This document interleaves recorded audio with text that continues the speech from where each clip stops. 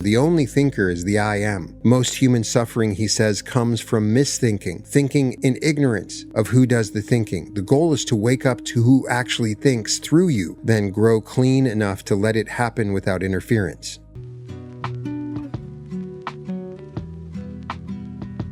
Welcome to the Reality Revolution. I'm your host, Brian Scott, and today we're going to talk about Joseph Benner.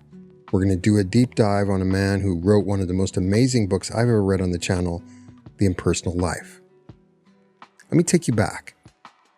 It's autumn 1938 in Akron, Ohio. A woman sits down to sort through her father's belongings. He had died that September. Everyone in town knew who he had been, a banker, a board member of Firestone Tire and Rubber. Church every Sunday, home every evening, 40 years of handling other people's money without a single word out of place. Then she opened the letters, and the man who wrote them was a stranger to her. For the last 24 years of his life, her father had been living a second life she knew nothing about. Every day at noon all over the world, thousands of people had been stopping whatever they were doing and falling silent together, scattered across America, England, Australia, France. Most of them had never met one another. They followed no church you would recognize, and the man in the center of it all was someone none of them could name. He had run the whole thing by mail from a quiet office in this same small city. He held no title and wanted no followers, and he signed everything with a single word: anonymous.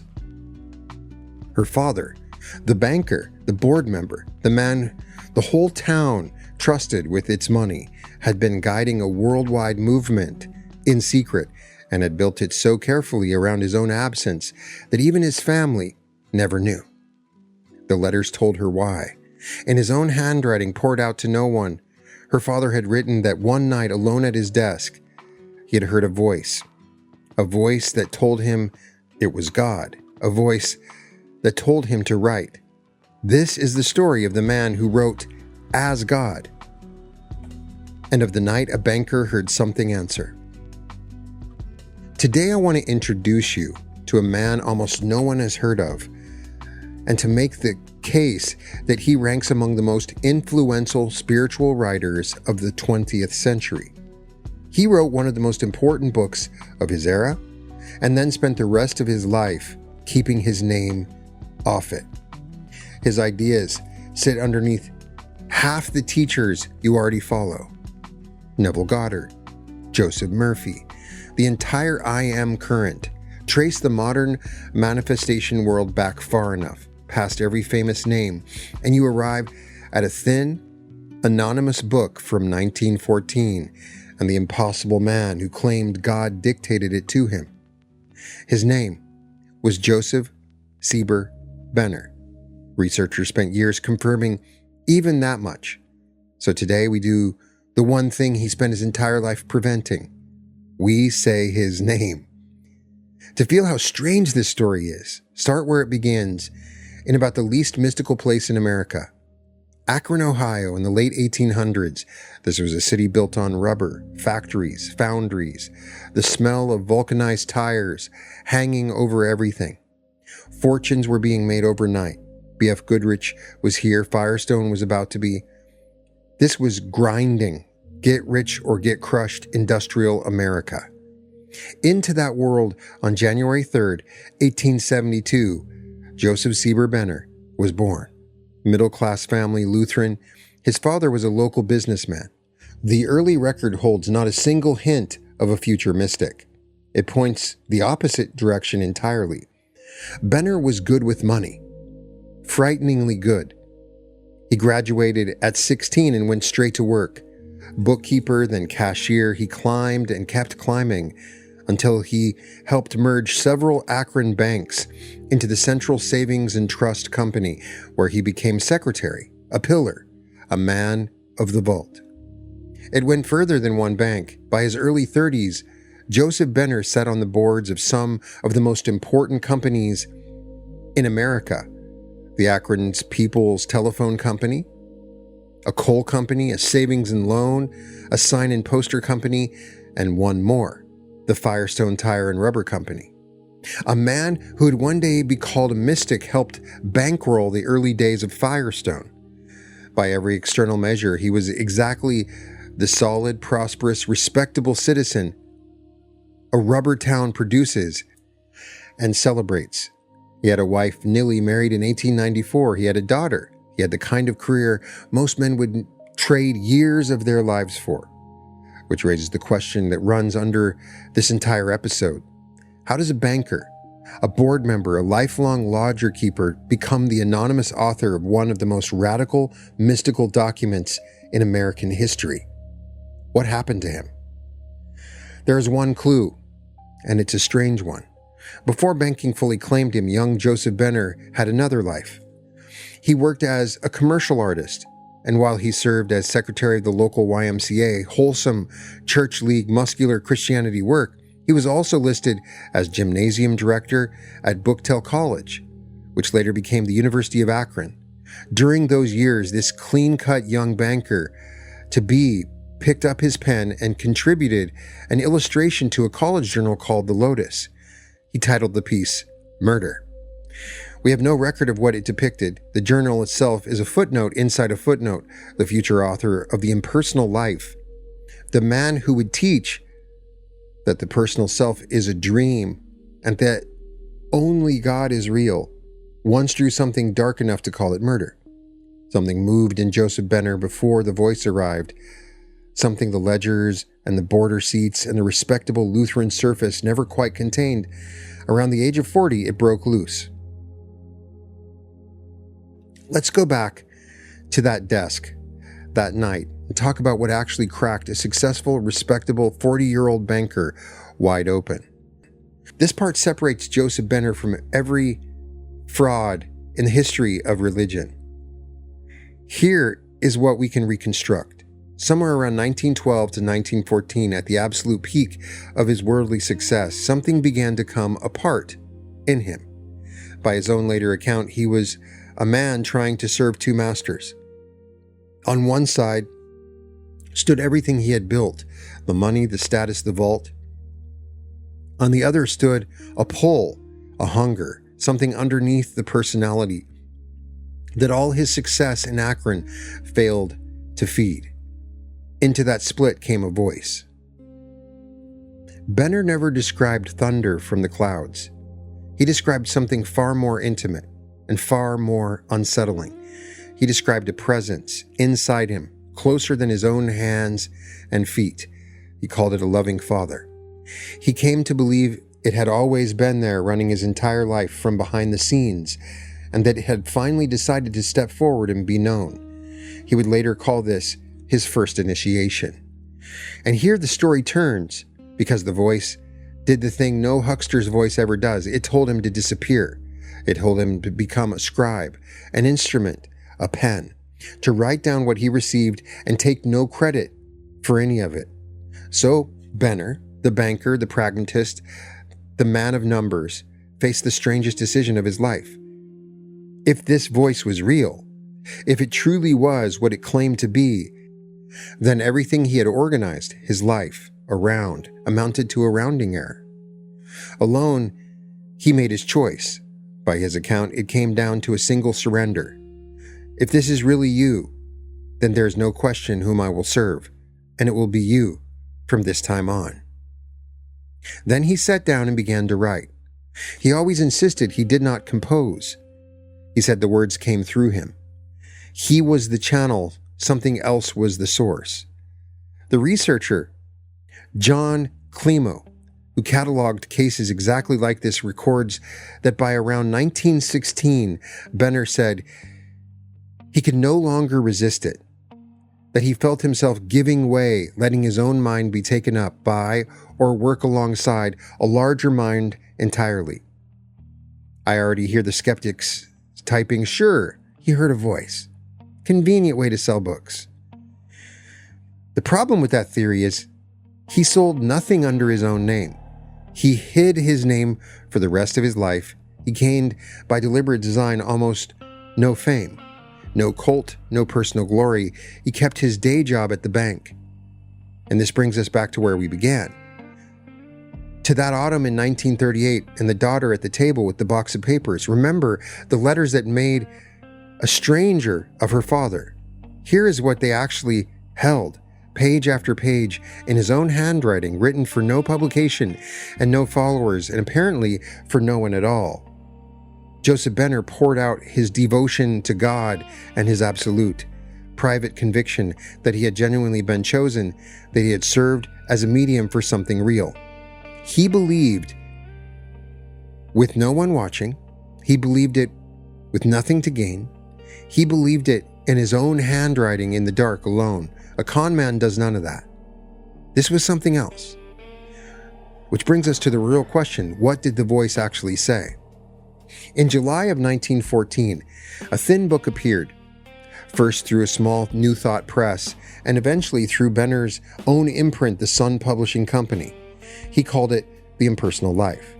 You need to understand something about how this book is written, because its form is the whole genius. And its form explains why it hits people the way it does. Benner sat down and did something almost no writer in history has attempted. He wrote the book as God, in the first person, speaking straight to the reader. Now, I've read the entire book on the channel. You can find a link for it. The responses I've had are amazing. My response in reading it just blew my mind. This book changed my life completely. Listen to the first lines of the book and feel what he did. This is how it opens. And it opens by turning to whatever is holding it and speaking to you, who read I speak, to you, who through long years and much running to and fro have been eagerly seeking in books and teachings, in philosophy and religion, for you know not what, truth, happiness, freedom, God, to you whose soul is weary and discouraged and almost destitute of hope, to you, I am come. Then the voice tells you exactly who is speaking. I am you, that part of you who is and knows, who knows all things, and always knew, and always was. Yes, I am you, yourself, that part of you who says I am and is I am. That single stroke carries the whole revolution. Benner makes no request for you to believe in a God somewhere out there. He makes a claim about the awareness, listening to these words right now.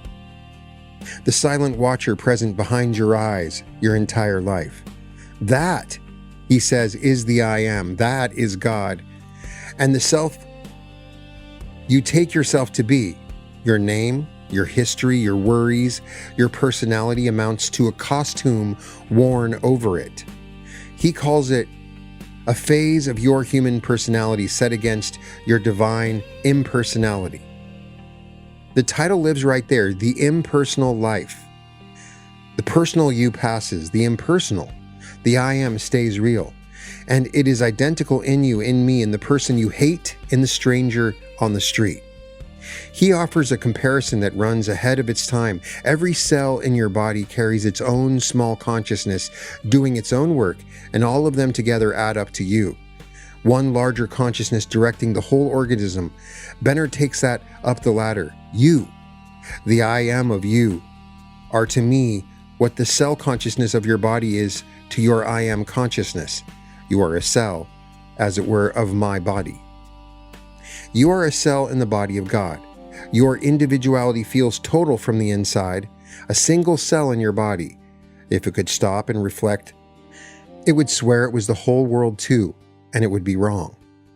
It is one point inside something vastly larger, and that larger thing does the living through it. The same holds for you. Here Benner stops being a philosopher and becomes a teacher, because he refuses to leave you in the clouds. He gives you one central practice, one instruction, drawn straight out of Psalm 46. Be still and know I am God. He breaks it into 4 beats, and he tells you to speak it as a command turned inward into your own body. Speak these my words slowly, imperatively, to every cell of your body, to every faculty of your mind, with all the conscious power you possess. Say them 1,000 times a day until every cell of your body thrills in joyful response to the command, "Be still," and instantly obeys. Then he describes what arrives when the practice takes hold. This reads as something far past dry theology, a raw account of a mystical experience written by a banker. Then you will feel the swell of a wondrous, strange breath filling you. Surge after surge of a mighty, resistless power rising within you, lifting you almost off the earth. Then will you feel within the glory, the holiness, the majesty of my presence, and then you will know I am God. This runs far deeper than autosuggestion, deeper than fake it till you make it. For Benner, the affirmation has one job: to quiet the personality long enough that the actual presence can rise and be felt. You talk yourself into something, you get out of your own way. Then he hands you what he literally calls the key that unlocks everything.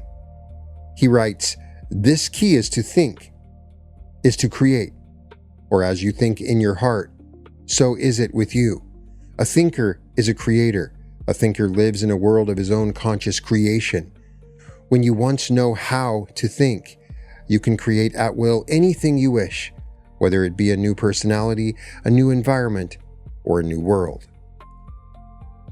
Anyone who has spent time in the manifestation world just recognize that, because it sounds like every law of attraction video ever posted. Thoughts create reality. Manifest your dream life.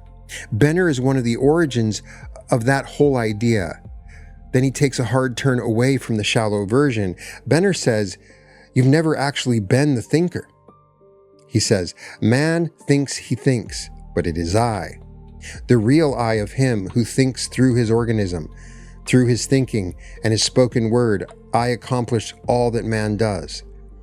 Ordinary manifestation rests on the premise that I am thinking, so let me think better. Benner removes the premise entirely. The self that seems to think is itself part of the costume. The real thinker, the only thinker, is the I am.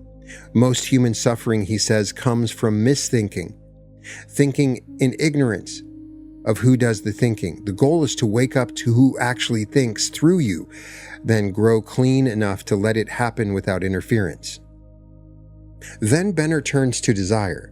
Most of us were trained by religion, by shame, by a certain kind of spirituality, to distrust our desires, to treat our wanting as selfish, lower, something to transcend. Benner overturns that. He states, all ideas and all desires come thus from me. You have no ideas of your own and could not possibly have a desire that came from other than me. Therefore, all desires are good, and when thus understood unfailingly, come into speedy and complete fulfillment. Then the image, whatever you desire is I, knocking at the door of your mind, announcing my purpose of manifesting myself in you, through you. Your deepest desire, the thing you might feel guilty for wanting, arrives as God knocking, telling you what he intends to express through you. The desire itself carries the message. And buried in the middle of this 1914 book sits one sentence. The entire modern manifestation movement has spent a century footnoting. You are what you believe you are. Not one thing in your life is real or has any value to you only as your thinking and believing has made it such. And its companion, you are separated from me only because you think you are. Think, believe you are I, that we are not separated. Verify the moment you are conscious of this. That moment, are you with me in heaven? For Benner, heaven names a state of consciousness available right now, the instant you drop the belief in your own separation. Now, I have to tell you about the most dangerous chapter in the whole thing, the one no author building a following would ever write. After 200 pages of God speaking to the reader, God tells the reader to throw the book away. The chapter carries the title Authority in it. The voice says, "The time has arrived. If you can see it, when you must cast aside all accumulated knowledge, all teachings, all religions, all authority, even my authority as expressed in this and my other outer revelations. Forget all that has gone before. That which is past is dead. Why burden your soul with dead things?" Benner writes an entire book in the voice of God and then has God step down. He tells you that every teacher, every scripture, every guru, every method, this book included, exists for one purpose, only to turn you inward, toward the only real teacher, which has waited inside you the whole time. And then to step aside in the middle of writing a spiritual classic, he tells you to stop needing spiritual classics. This is a man who believed what he wrote. One more passage speaks directly to the work we do on this channel around the future self. I wanted to mention, Benner's I am stands aggressively in the present tense. The future concerns you not. He who looks to the future for his final perfection is chained to the past and can never get free. You, who are one with me, are perfect now, and always were perfect, knowing neither youth nor old age, birth nor death. The whole modern spiritual project runs on I am working toward my higher self. I am becoming who I am meant to be. One day I will arrive. Benner looks at all of it and says there is no there. There is no future version of you that finally wakes up. The perfect self stands underneath the personality right now, a recognition available in the moment. That reframes the deepest work some of us do. The future self, the version you reach toward and merge with in a genuinely mind-bending way. If the I am knows no time, then perhaps the future self you reach for was never in the future at all. Perhaps it is the eternal I am, timeless, perfect, already complete, appearing to a time-bound personality as though it stood ahead of you. Because a creature who lives inside clocks can perceive something outside of time only by placing it in tomorrow. The future self and the impersonal self may be one face, seen from two different rooms. The book came out in 1914, anonymous. And at first, almost nothing happened. Small print runs passed hand to hand among a few new thought seekers sold by mail order. Then it caught. Something about the second person voice, the book which seemed to read the reader, began to spread. The letters started arriving from everywhere, addressed to the mysterious anonymous, begging for more. What does chapter 12 mean? How do I do the practice? Who are you? Here Benner did the thing that separates him from every cult leader in history. He had every opportunity to step forward, reveal himself, and build a throne. A book that powerful and a following that hungry would make an ordinary man a guru overnight, with robes and a compound and the whole apparatus. Benner did the reverse. He built a movement engineered to have no leader at all. He founded what he called the impersonal work, and around 1920 near Akron, a place called the Sun Center, run through his own Sun publishing company. He built it to be structurally headless. He created correspondence courses. He wrote a series of month-long teachings. The Sun papers, 65 of them, he put out a magazine called The Inner Life.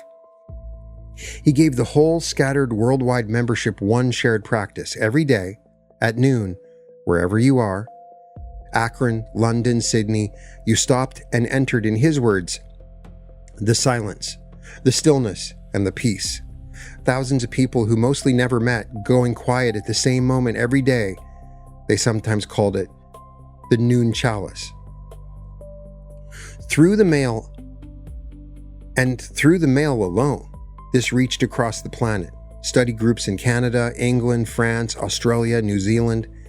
An international spiritual movement with no face, no famous founder, no personality at its center, run by a banker who was still, this entire time, going to work every day at the trust company, balancing accounts today, quietly overseeing a global awakening by night, and letting no one know his part in it.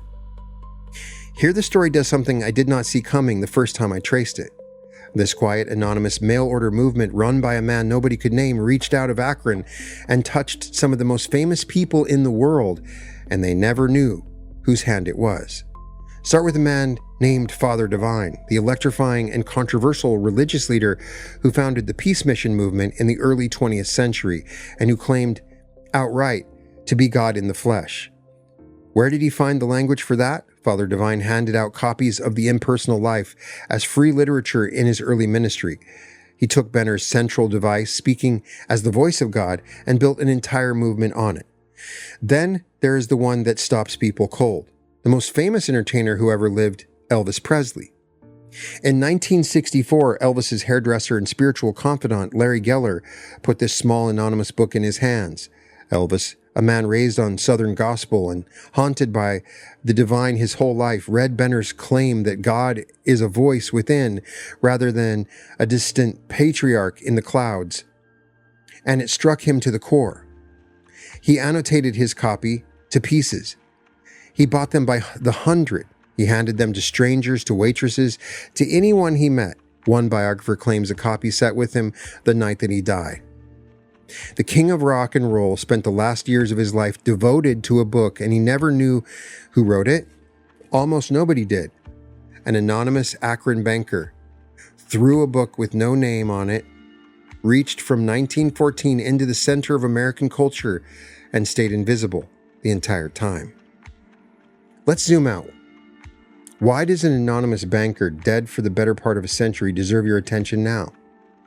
Because Joseph Benner ranks among the great uncredited sources of modern spirituality, and a single date proves it. You've probably heard of the I AM movement with its ascended masters and its violet flame, a major current in American metaphysics. A man named Guy Ballard founded it in the 1930s. Benner published the I Am teaching, the divine I Am as the God presence within every human being, in 1914, 20 years earlier. No documented personal link connects the two men. But if you ask who put the modern I Am into the water supply of American spirituality first, the answer is the banker, not Ballard. The same teaching runs into names you know even better. Take Neville Goddard, the teacher many of you found this channel through. Neville teaches the I Am too, and the difference between them is worth seeing clearly. Neville hands you a tool. You consciously assume the feeling of the wish fulfilled. You use imagination to impress the subconscious, and states externalize. Neville makes you the operant power. His approach is active, deliberate, a craft. Benner says something stranger in a way more total. He says the self that would pick up the tool is itself the illusion. You do not use the I Am, you surrender into it. Neville puts the wand in your hand. Benner tells you the wand was holding you. Or take Joseph Murphy, the great engineer of the subconscious mind. Murphy tells you how the mechanism works clearly and usefully. Benner tells you there is no separate self operating a mechanism at all. Murphy empowers the personality. Benner dissolves it. The same teaching carried by different men standing at different points along one line of descent, and upstream from all of them sits an anonymous book from 1914. Here's what I want to leave you with. This is a challenge more than a history lesson. Benner's I Am stands in the present tense, without compromise. He writes that the future perfection you choose keeps you chained to the past, and that the one who is already one with God is perfect now. Turn that on everything we tell ourselves, the higher self you are working toward, the person you will one day become. Benner answers that the perfect self is not ahead of you in time. It rests underneath the personality right now, not a destination, a recognition. That reframes even the deepest work we do here, the future self you reach toward and merge with in a mind-bending way. If the I Am knows no time, then the future self you reach for may never have been in the future at all. It may be the eternal I Am, timeless, complete, appearing to a time-bound personality as though it stood ahead, because a creature who lives inside clocks can only perceive the timeless by placing it in tomorrow. The future self and the impersonal self may be one face, seen from two rooms. So here's where I leave you. A man had everything the world tells you to want: money, status, a board seat beside Firestone, and it failed to satisfy him, because underneath the successful banker lived a voice he could not silence. When he finally stopped running and listened, it told him something simple. It told him he was already and had always been one with God, and that his only work was to move his small, frightened personal self out of the way and let that come through. Then he did the most radical thing a person who receives a revelation can do. He refused to make it about him. He signed it anonymous. And he meant it, because the whole message rested on the idea that the messenger does not matter. No special human stands at the front of the room. The other thing he found in the silence in that room in Akron, Ohio, is the same thing looking out through your eyes right now, watching this. The voice Joseph Benner heard did not die in 1938. It is reading and listening to these words with you. It always was. Be still and know. So be sure to check out the book. I'll leave a link. You can find this right now. It's in the public domain. It's free. 111 years old. And it still carries the power to take you apart and put you back together.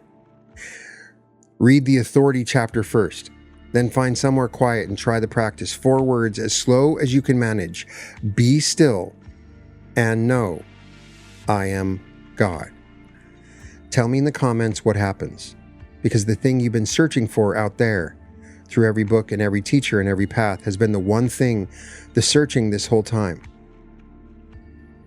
I'm Brian Scott, and as always, welcome to the Reality Revolution.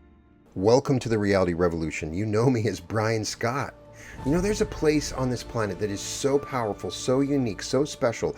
I have always wanted to hold an event there, and I am so excited to announce on November 20th through the 22nd, I'm bringing the Reality Revolution to Sedona, Arizona, to Bell Rock, to the Vortex. I have to tell you something about Sedona that most people misunderstand. People call Sedona a spiritual destination. They talk about the red rocks, the beauty, the energy, and all of that is real. But what is actually happening in Sedona is something measurable. The Vortex sites and Bell Rock is one of the most powerful on the planet, are locations where the electromagnetic field of the earth itself is amplified. The same field that your heart generates, the same field we use in heart coherence work to shift your frequency. When you do this work in Sedona at Bell Rock, the earth is a participant. The land beneath your feet is amplifying every meditation, every shift, every activation. You are working with the planet, and the planet is working with you. The Hilton Sedona Resort sits at the base of Bell Rock. You will see it from the event space. You will feel it before you walk into the room.